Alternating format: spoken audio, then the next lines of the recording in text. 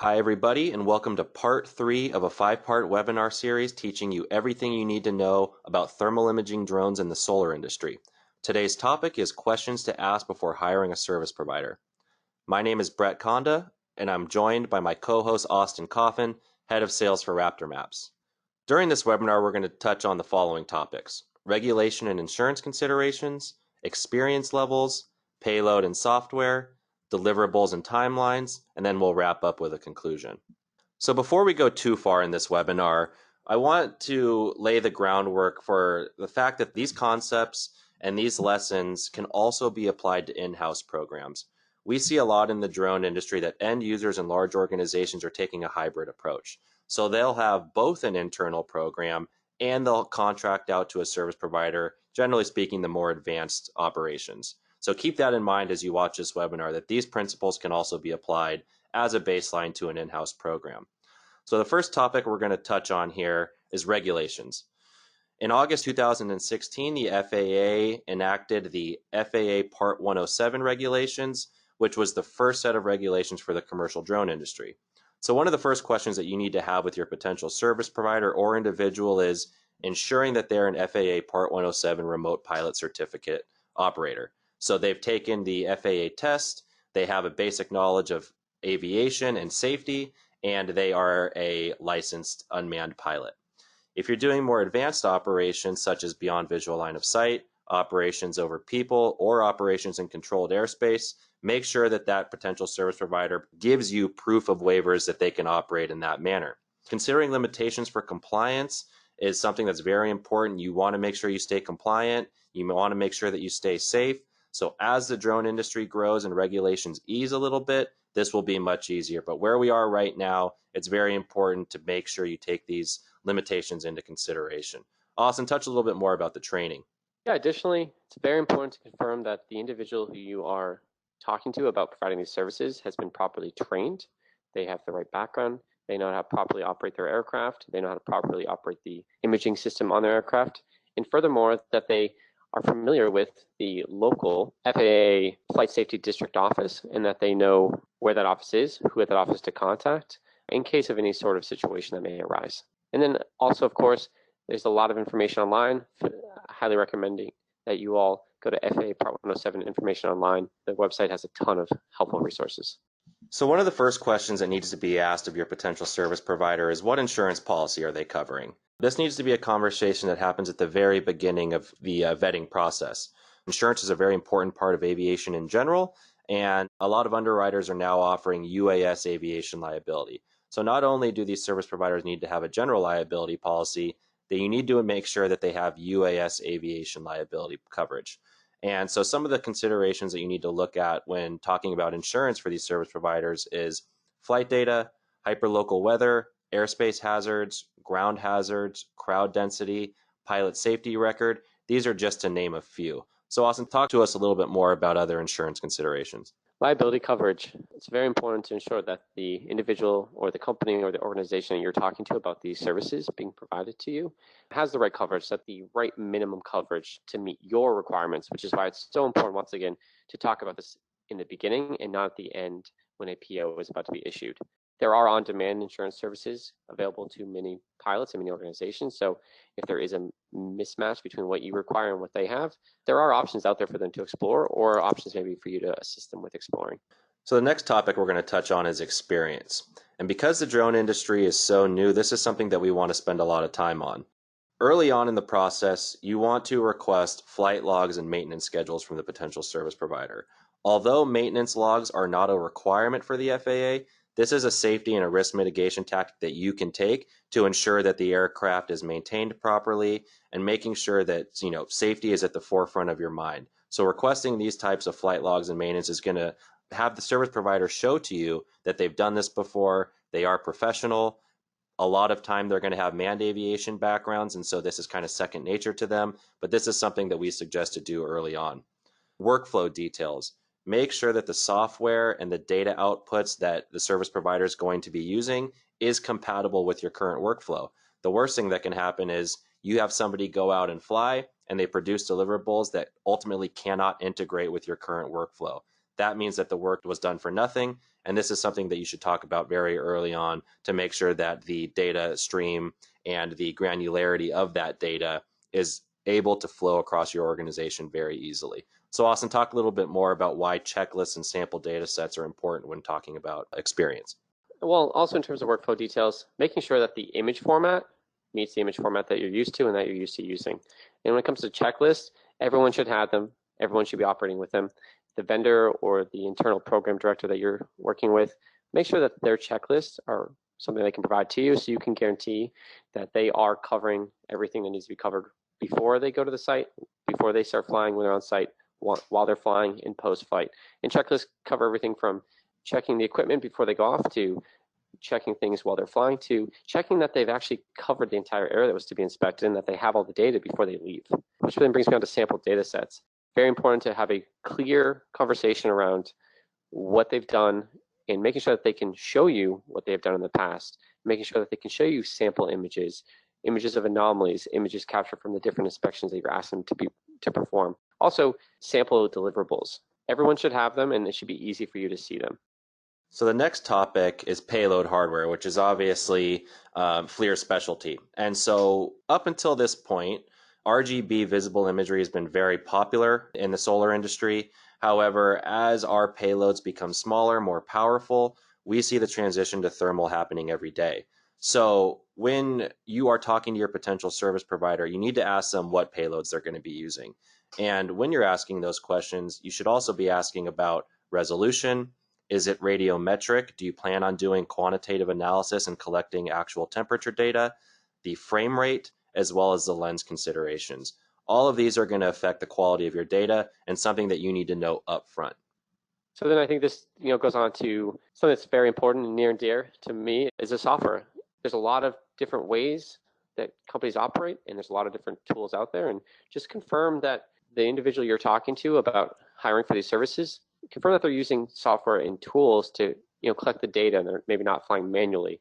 The data processing is being done by a software solution like Raptor Maps, which is faster, and also because it is software, it's more efficient and more accurate than humans. Because once again, people can do this manually, and in many cases, that'll lead to subpar level results. And then on the data analysis side, making sure that matches your expectations and that the tools they use are actually capable of finding the things that you're looking to find from this inspection. And then the localization of anomalies, making sure that the information is presented in a way that is familiar to your organization or familiar to your crew out in the field or familiar to your asset management team. That also feeds into reporting, making sure that everything that you're getting from all these different points here is familiar and meets your expectations, and that it is accessible and easy to use.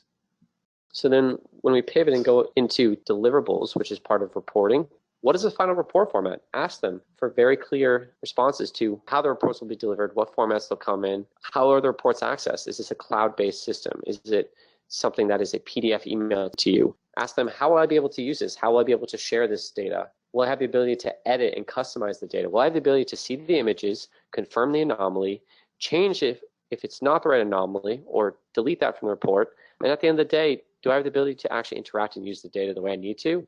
So does that come down to data sharing?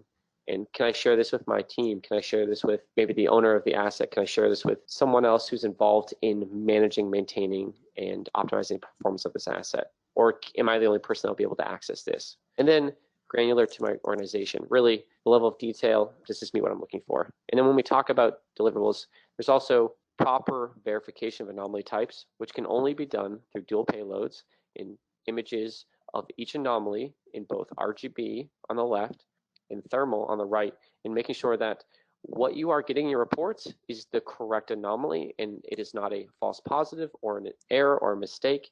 Because I can't tell you how many times I've talked to a technician who manages a solar farm and they've spent days chasing down falsely identified anomalies because the vendor who flew that site only collected thermal images. And as you can see here on the right, this thermal image shows what could maybe be called a hotspot or a multi-cell issue, when in reality it is a cracked/damaged module. Those are two very different levels of priority, and it's all about empowering your organization to take the right action to optimize the asset correctly.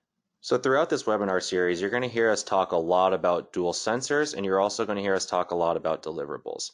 We think that these are really important factors when growing the industry because as an end user and as a technician, you want to have actionable insight into your assets. And so taking a look at something like this, which is an anomaly map of a solar field, you're going to see that the two red areas are crucial. Those need to be fixed. But you're also going to see other little yellow dots in here that are smaller on the priority list of issues and things that might not need to be looked at right away. This is brand new to the industry and something that can be done quicker, faster, cheaper with thermal imaging drones. And producing the user experience is something that is crucial to these software companies. And Raptor Maps does a great job with items like this, which is an anomaly map of your entire asset and exactly what you need to do in specific areas. So the next topic is timelines. How long is it going to take? Start time, expected schedule to perform the inspection, and what is your backup plan for bad weather? Very rarely are you going to fly in perfect weather, and depending where you are on the world, you are going to have to compensate for bad weather. So if you have a week worth of rain, how long is it going to take for you to be able to get back out there? And then that, flows into duration. How long is this inspection going to take? Depends on the size of the area. It depends on the details of the deliverables. But these are things that you need to talk about early on to make sure that you show ROI to the owner or to your executive team. Austin, touch a little bit more about the report schedule format and extra flights. Asking the person who is capturing the data and delivering reports how long it will take to get the results. How long will it take for me to get what I really need? I don't really need you to fly the site. I really need the details on what's going on that site and making sure that it's a timely manner. There are a lot of people out there who may grossly underestimate how long it'll take. So make sure that they also can confirm and they can show you a track record of successfully delivering results in the timeline that they're promising and making sure that it meets what you need. Do you need it in a couple of days? Do you need it in a month? Making sure those expectations are clear between you and the person doing the inspection. And also the report format. And report format in this case means how am I getting the results? If you hire someone to go out and inspect 20 PV systems or 100 PV systems, when are you going to be getting the results? When are you going to be getting the actual insights into each site? Is it going to be as the inspections progress and then you'll get the report, or is it going to be in bulk? Because once again, you need to be very clear with how you need this information and how you need it to be successful on your end. And then extra flights. Once again, one last point, clear expectations equal clear results. And when I say that, what I mean is making sure that you are as clear as possible on what you need and what you need this data for. And whoever is going to be using this data is also giving you feedback on how they need to receive it. Because the last thing you want is to get something from a drone service provider or an internal drone program team, which is not in a format that you need, or furthermore, doesn't actually give you the level of detail you need. If you're asking them to go out and inspect a solar farm for cracked modules or delamination, making sure that they know that so that they can capture imagery at the right resolution to deliver those insights to you. Because if they don't, then you get into extra flights, which is very difficult, and sometimes budgets don't allow for that. And then in conclusion, always conduct due diligence on the company and the pilots, making sure that the people who you are talking to have demonstrated the ability to do the job that you're asking them to, and making sure that they also have all proper licenses and insurances and they're meeting all of the regulations in the area, whether that's FAA Part 107 regulations or some other license regulation or airspace regulation, and making sure that they have the waivers. Many of these sites are in areas where it is controlled airspace, so making sure that they have the ability to actually get these waivers and show proof of waivers. And then making sure that you have someone from your team that verifies the hardware and software and whatever types of deliverable specs you have from the vendor. Make sure that those meet the requirements of not just you, but also people using this data at the end. You know, the O&M engineer or the service technician or the company that's involved in commissioning an asset. Thanks, Austin. And to wrap up here, another important point is to choose a software that easily integrates with IT infrastructure, which is what we already discussed in the workflow slide. Choosing the data set and choosing the piece of software that is going to make your job as easy as possible, and so you don't have to reinvent the wheel within your company. Make sure that conversation is had early on. Deliverables based on the goals of the inspection. So we suggest starting at the end saying, what are we actually looking for here? What's the outcome that we want from this inspection? And then working backwards down to what platform you're going to be using. So start with the end in mind and work backwards. And as I touched on very early in this webinar, these concepts and these considerations can be used as a baseline for an internal program as well, which is a trend in the drone industry of a hybrid, both internal and external. Austin, as always, thank you for your insight, your expertise, These videos can be found on the FLIR Delta page, and we will see you next time.